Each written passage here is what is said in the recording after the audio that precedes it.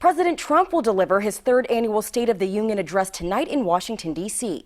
22 News reporter Mike MASCIADRELLI joins us live in Springfield with what to expect from the president. Mike. Ciara, the State of the Union address tonight is expected to have big implications on the upcoming 2020 presidential election.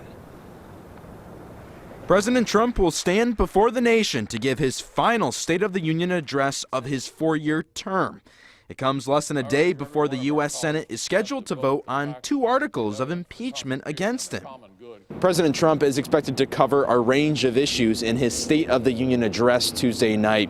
Expect to hear about immigration and the improving economy. The economy is going fantastic, and everybody's got to love that. Even if you hate the president, you got to love the way the country's working right now. So I'm looking forward to hearing what he has to say. Trump is also expected to talk about the Phase 1 trade deal with China, national security, and lowering the cost of health care. I would expect Trump to talk about things that he knows are important. Health care, maybe a middle-class tax cut, the issues that the Democrats care about, global warming, things like that. I'm not sure we're going to hear. So I expect it to be teeing up the 2020 election is what we're going to see tonight. Robbins told 22 News the State of the Union address continues to attract a very large television audience.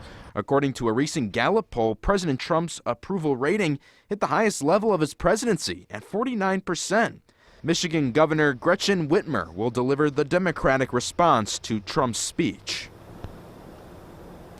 The president's State of the Union address is expected to begin around 9 tonight, and you can watch it live right here on 22 News.